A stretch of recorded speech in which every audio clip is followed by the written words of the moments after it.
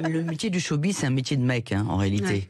Et les nanas, c'est très compliqué parce qu'une femme n'a pas le droit de vieillir. Après 40 ans, elle est éjectée. Moi, je le vois partout, quoi. Ouais. Donc moi, je m'accroche parce que je trouve ça totalement injuste et que les femmes ont leur place. Mais alors, elle continue quand même. Jane Birkin chante, Sylvie Vartan. Oui, d'accord. Voilà. Mais si vous regardez bien, on ne passe pas. Les hommes passent, Julien Clerc passe. À la radio, vous voulez dire à la radio dans les femmes sont exclues. Je ne comprends pas pourquoi on ne passe pas. Alors, si, c'est parce que on est des dinosaures. Les dinosaures vous emmerdent et ils aimeraient bien passer en radio. Alors, c'est dur ce qu'elle dit. Valérie Benaïm, en télé, est-ce que c'est comme ça? Alors, il fut un temps où c'était comme ça, parce qu'en fait, les filles étaient juste des potiches. Il fallait qu'elles soient jolies, jeunes, à côté de l'animateur principal, qu'elles sourient bêtement. Ma chérie, vous connaissez une animatrice de plus de 40 ans à la télé, à part Sophie Davant? Moi. J'ai 51 ans. Et il y a Karine Le Marchand. Et Karine Le Marchand, qui a 50 ans. Je trouve qu'il y a une nouvelle génération. C'est la génération qui m'a accompagnée, avec Carole Rousseau, avec Laurence Ferrari. Enfin, on est cette génération-là. On est cette génération-là. Avant nous, non, ça n'existait pas, parce qu'avant nous, effectivement, 30 ans, c'était la dernière barrière. Merci, au revoir, rideau. Ou alors, il fallait être journaliste, politique, et là on avait le droit de vieillir à l'antenne. Mais les animatrices, elles ne pouvaient pas vieillir. Aujourd'hui, ça bouge un petit peu avec ma génération. Non, Olivier, vous qui êtes producteur, vous n'êtes pas d'accord avec ça? Non, je trouve que, en effet, Sheila a un petit peu raison. Quand on a du talent à 40 ans, on a toujours du talent à 60 ans. Et quand on n'en a pas, on n'en a pas. On n'en a pas. Quand on n'en a pas, on n'en a pas, c'est sûr. Mais c'est vrai que c'est difficile pour une chanteuse qu'on lui mette une petite étiquette. Toi, t'es périmée. Bien sûr, c'est dur. C'est dur. Il y a beaucoup d'artistes qui préparent des albums. Vous faites la tournée des Stars 80, donc vous êtes avec des artistes, voilà, il y a Lio, il y a Julie Pietri, et c'est vrai qu'on les entendait beaucoup moins, on les voyait beaucoup moins. Lio, elle a fait 2-3 trucs parce qu'elle a un fort caractère, voilà, au dehors de la chanson, mais c'est vrai qu'au niveau chanson, voilà, on les entendait plus. Et non, c'est sûr que ce sont des artistes qui étaient un petit peu mises de côté, qu'on a réussi avec ces tournées comme H tendre qu'a pu faire Nicole, ou Star 80, RFM Partie 80, toutes ces tournées qui ont existé, on a pu les remettre sur le devant de la scène. D'ailleurs, Cyril, si tu me permets, je voudrais juste te dire un petit truc. Vas-y. En 2006, avant d'inventer cette tournée, on a fait une émission de télé qui s'appelle Symphonic Show, et qui a été produite par Franck Sora. Et ce jour-là, il y avait un directeur de télévision, de télévision, qui me dit « Olivier, tu es un imbécile, parce qu'avec tous tes artistes, tu les mets sur une scène de Zénith, je suis sûr que ça marche. » C'était Nicolas Pernicot. C'était Nicolas Pernicot, je voulais lui rendre hommage. Il est encore passé. Merci. Encore passé à 2 doigts du magot. Il a donné, n'oubliez pas les paroles à Nagui. Lui, il a donné la tournée des années 80. Moi, il m'a donné touche pas à mon poste. Et il se retrouve avec une paire de lunettes et des mocassins. Il a vu tout le monde faire l'écart, et lui, il est comme ça, il est tranquille. Non, mais vous en rendez compte de ce que vous dites? Maman, ça. Alors, un coup de gueule, il y a un coup de gueule qui a été partagé par Amel Bent il y a quelques jours dans The Voice. La jury du télécrochet en effet sauvé Annick, une candidate québécoise de 48 ans, dénonçant par la même occasion un métier ingrat envers les femmes plus âgées. Regarde. La musique, enfin le métier de chanteuse, c'est un métier qui est très ingrat pour les femmes. Très ingrat pour les femmes. C'est-à-dire qu'à 20 ans, tout d'un coup, quand ça marche, t'es fraîche, voilà. Et puis, avec les années, ça fait pas comme le vin, quoi. Enfin, tu vois, à un moment donné, ils se disent, on va prendre la nouvelle qu'à 20 ans, et on sent que les hommes durent plus facilement dans le temps que les femmes. On leur accepte pas la vieillesse, on leur accorde pas cette chance. Alors franchement, moi, je vais continuer avec vous, Annick, parce que pour moi, vous êtes un message d'espoir. Et ça veut dire qu'à tous les âges, c'est encore possible. C'est ça la vie. Bernard Montel, vous dites non. Vous, est-ce que chez les hommes, parce qu'il y a un truc chez France Télévisions maintenant, on dit, j'ai reçu un ami, je vous le dis, il y a quelques jours, et il m'a dit, quand on est un homme blanc de plus de 50 ans, voilà, qu'on veut faire de la télé, on est cuit sur France Télévisions, terminé. C'est une déclaration de Delphine Ernotte. Oui, la patronne de France Télévisions. Donc ça, c'est vrai, vous l'avez ressenti? Oui. Pourquoi vous avez essayé du travail ailleurs? Non, mais j'ai rencontré beaucoup de monde à une époque, avant d'être fidèle chez vous. Ah, c'est vrai que vous êtes fidèle, bien sûr. Donc voilà. Mais il se trouve que... Non, je crois que quand on a de bons titres, surtout, on passe en radio. Parce que ce qu'elle reprochait, c'est qu'on ne passe pas son ces nouvelles chansons. Par exemple, regardez, des Barbara, des France Gall, des Annie Cordy, des Dalida. Ça passe, je veux dire, c'est une question de titre. Sur RFM. Les vieilles chansons. J'ai rarement vu Dalida sur Skyrock. Non, mais ça passe en radio, de toute façon. Non, mais les vieilles chansons. il passe les hits, les anciens, les golds. Elle dit qu'elle passait pas les nouvelles chansons. Non, mais Bernard. Bah oui, il a raison. Exactement. Non, mais Bernard est langue de bois. Excuse-moi, t'es extrêmement hypocrite. Il n'est pas que langue de bois. Et je suis pas d'accord non plus avec Valérie. Alors oui, bien sûr, il y a des contre-exemples. Oui, bien sûr, de manière marginale, il y a toi, il y a Karine Le Marchand. Mais globalement, non. La femme, à partir de 40 ans, ça pue le sapin. Et on nous le fait comprendre. Ça sent le sapin ou ça pue le sapin? Ça pue les deux, tout, quoi. Ça sent le sapin. Mais oui, parce que Mais Michel ou le sapin? Le sapin. D'accord. Le sapin tout court. Parce qu'en fait, soit on va la regarder, on va la traquer, on va l'épier, on va lui dire oh là là là, qu'est-ce qu'elle a pris? Elle a pris cher, elle est tapée. Et si elle se fait refaire la gueule, ah là là, t'as vu, elle se fait refaire la gueule. Moi, je prends l'exemple de Sophie d'avant, qu'on adore, Sophie. Elle avait mis des photos sur Instagram, rappelez-vous. C'est fait défoncer. Oui, mais c'est les réseaux. C'est les réseaux, c'est pas les patrons de chaîne qui l'ont défoncé. Je ne suis pas d'accord avec Géraldine parce que je pense que tu parles d'une ancienne génération. Tu as une génération de retard. Moi, je suis absolument certaine que ma génération, celle des quinquas d'aujourd'hui, c'est nous qui allons justement vieillir à la télévision. Et je dis pas ça parce que je veux que Cyril me signe des contrats. Je suis persuadée que nous, on va être la génération qui allons réussir ce pari-là. Mais sur quelle chaîne? Pas ici. Pas dans le giron. Vous voulez pas de quinquas sur... Non, mais par exemple, elle est magnifique, Benaïm, elle a 51 ans.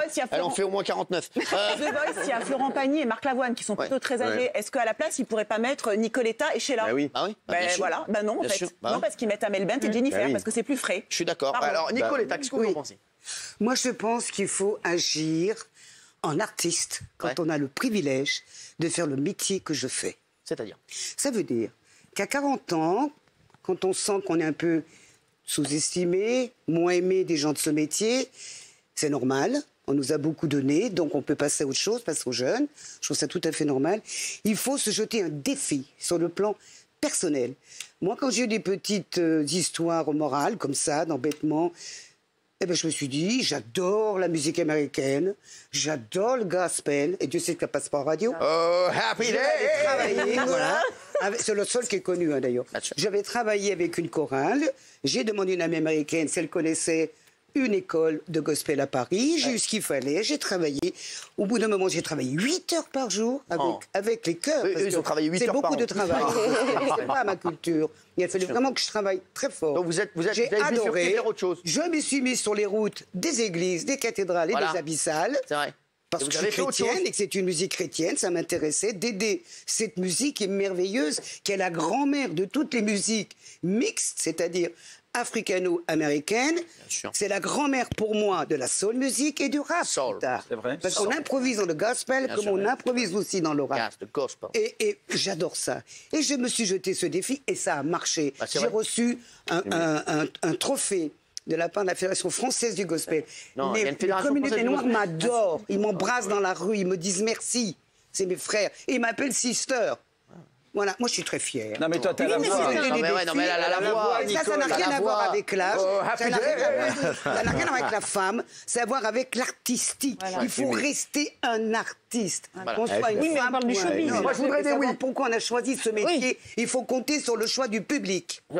Madame. On parle là, Nicoletta, là, du showbiz. Et c'est vrai que dans le showbiz, je suis pas d'accord avec toi, Valérie. Je pense que franchement, en profondeur, rien n'a changé pour une femme. Bien sûr. Et que tu peux être productrice, qui est Karine, d'ailleurs, elle a compris qu'il fallait qu'elle soit productrice pour durer. Hein. Malheureusement. Mais sur à l'antenne, ça ne change pas. Attendez 2 minutes, Nicoletta. Je suis une artiste indépendante. Voilà. Nous produisons nos disques avec mon compagnon. Non, mais là elle parle plus de télé, je crois, Isabelle Morini. Du showbiz. En plus, je me plains pas. Parce que le showbiz, chaque fois que je fais quelque chose, il m'agrée, il m'aide, il m'ouvre ses portes. Il n'y a pas des imbéciles dans le showbiz. Bah, c'est vrai. Mais c'est pas de l'animation et ça passe pas à l'antenne. Gilles Verdet. Oui, mais madame, moi je trouve, avec tout le talent que vous avez, je trouve anormal que vous soyez obligé de bifurquer, de changer pour continuer à être populaire, entendu. Double chose. Non, mais ce que je voulais vous dire, c'est que Sheila, pour moi, son coup de gueule, il est salutaire. Parce que oui, c'est du sexisme aujourd'hui. Quand on est une femme qui a plus de 40 ans, eh bien, on est écarté de la télévision. Je suis d'accord. Moi, c'est le plein dans mes procès. Non, mais ça n'a rien à voir, Nicoletta. Mais c'est le métier, le reste, mais là, on parle pas de ça, Nicoletta. On parle des radios, on parle de la télévision. On parle pas des... Là, c'est le public. public qui vous choisit. Mais en radio, en télévision, ce sont les directeurs des programmes, les directeurs d'antenne. Alors Olivier, Sheila est autant reçue que moi dans les médias télévisuels ou radio quand on sort quelque chose. Oui, mais souvent, désolé, on ne nous boude pas, on nous ouvre les portes. Souvent, Nicole, tu constates bien que quand on fait des émissions de télévision, on nous demande des fois d'avoir des textes ou des playbacks de certains chanteurs parce qu'on va refaire chanter la chanson par une jeune, tu comprends ça? C'est vrai. C'est un peu mieux. Je dis, mais j'ai l'original. Pourquoi vous voulez les faire chanter par une jeune? Oui, mais tu comprends, on a de notre côté déjà un peu d'anciens qu'on mette un peu de J'ai entendu ça dans les chaînes. Oui, bien sûr, mais tous les jours, j'ai des émissions, tous les jours où on me demande des paroles, des extraits. Alors on passe un extrait du clip de l'original, mais l'original, elle est chez elle, elle attend, elle voit sa chanson refaite à la télé, c'est pas normal. Guillaume, j'entends que sur tous les vies, les chéris. Évidemment, ça m'a pas du tout dérangé. Au contraire, le succès de cette émission m'a fait beaucoup de bien sur le plan promotionnel. Oui, mais évidemment qu'il y a beaucoup d'artistes féminines. Je ne suis pas sur le même combat de toute façon. Non, mais ce n'est pas ma philosophie. Il y a beaucoup d'artistes féminines de plus de 40 ans comme vous qui font des choses formidables et c'est très bien, qui connaissent des succès. Ce qui est terrible, c'est que les médias... Sortons de Nicoletta, la pauvre, elle s'en sort très bien. Jamais qu'on sorte, on parle. Non, mais ce qui est déplorable, c'est que les médias ne mettent pas en avant ces artistes. Aujourd'hui, tous les artistes qui sont mis en avant dans les radios musicales, dans les grandes émissions de divertissement, elles ont entre 20 et 30 ans. Je suis désolé. Non, mais arrêtez. Hélène Ségara, elle a raison, Sheila. On n'écoute plus des nouveaux titres d'Hélène Ségara. Il y a trop de gens qui t'aiment et on ne voit pas. Elles sont présentées comme des Non, je suis en radio et justement... Vous êtes sur M Radio? Eh bien justement, il y a c'est la radio des chanteurs morts. En tout cas, la radio la plus féminine. C'est la radio musicale la plus féminine de France. Donc je peux parler en connaissance de cause. Mylène Farmer, 59 ans, Zazie, 57, Liane Folly, Lara Fabian, Céline Dion. Elles sortent de nouveaux titres, on passe les... Mais vous les passez pas, arrêtez. Mais bien sûr que si, vous rigolez quand Zazie, elle sort un nouvel album. Vous les passez une fois quand elle vient. Mais c'est pas vrai, mais c'est pas vrai. Vous êtes sur M Radio, Isabelle, vous écoutez M Radio. Je crois qu'il y a vraiment que ça à foutre sur la deuxième radio de France. C'est juste que le problème avec Sheila, je pense que c'est un problème de génération. C'est une queen, mais si elle ressort un titre qui s'appelle Tous Yéyé, c'est trop désuet. Il faut juste se mettre un petit peu à la page et être un petit peu plus tendance. C'est juste ça. C'est peut-être un problème de génération. Et moi, pourquoi je kiffe M Radio? J'entends rarement des nouveaux titres sur M Radio. Je suis désolé. Aujourd'hui en télé, je vous le promets, Nicolas. Elle a raison. Nicolas peut le constater et me dire que on nous demande souvent un artiste pour son succès de l'époque. Bien sûr. Jamais pour son nouveau titre. Tu crois vraiment? C'est toujours un enfer. Dire, oui, moi, quand j'ai Jodassin sur le plateau, je veux qu'il chante aux Champs-Élysées. Et Mylène Farmer? Elle fait pas de télé, Mylène Farmer, elle vient jamais. Elle vient jamais, Mylène Farmer. Tu as déjà vu Mylène Farmer? Oui, mais elle sort de nouveaux titres. Mais quelle Mylène Farmer? Elle se montre pas. Quelle Mylène Farmer? Tu as vu Mylène Zetoun ici, c'est tout.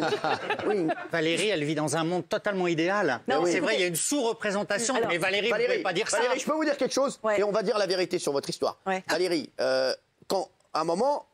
et on peut pas dire que le téléphone sonnait beaucoup. C'était pas lié à mon âge. C'était lié à un échec d'une émission précise. Mais vous n'avez jamais eu d'échec pour moi. Mais non, mais il faut être honnête. Faut dire aux gens. Il y a un moment, quand vous faites une émission qui ne fonctionne pas, la chaîne en question se dit. Oui, mais la chaîne en question se dit, c'est pas le concept en règle générale, c'est l'animatrice qui en pâtit. Et moi, je trouve que c'est normal parce que quand c'est la gloire, c'est l'animatrice qui en a toute la gloriole. Donc, quand c'est un échec, c'est bien que ce soit elle aussi qui prenne sur elle.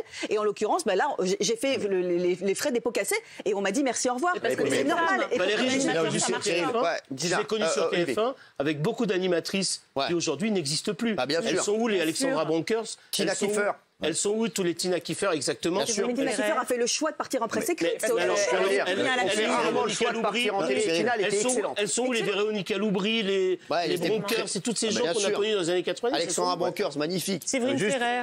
Rappelle-toi Valérie, sur TF1, quand tu étais enceinte, le discours de TF1 sur le physique. C'était encore autre chose. Ah oui, mais quand même. C'était quand même sur TF1. Ah c'était moi j'en étais le témoin, on travaillait ensemble sur Célébrité, c'est vrai que Valérie était magnifique, elle était enceinte, je sais qu'à la direction de TF1, ça les dérangeait parce qu'il y avait une femme enceinte qui avait un peu appris un peu. Mais parce que j'étais la première, moi je me suis battue à TF1 pour une chose avec le directeur des programmes de l'époque qui se reconnaîtra et qui m'avait dit à partir du moment où tu es enceinte, quand ça va commencer à se voir, tu peux rester à la maison. Ils m'ont dit pareil à C8. Moi je lui avais dit enceinte c'est pas une maladie, donc je vais être la première animatrice qui va présenter une émission enceinte. Que je prenne 10, 20, 30 ou 40 kilos, peu importe, je suis une femme enceinte. Et d'ailleurs, je l'ai bien fait parce que j'ai reçu une tonne de courriers, les gens ont adoré voir enfin quelqu'un, enfin les femmes en tout cas, ce qu'on appelle la fameuse ménagère, qui m'ont envoyé des petits mots en me disant « Ah bah enfin une femme à la télé enceinte ».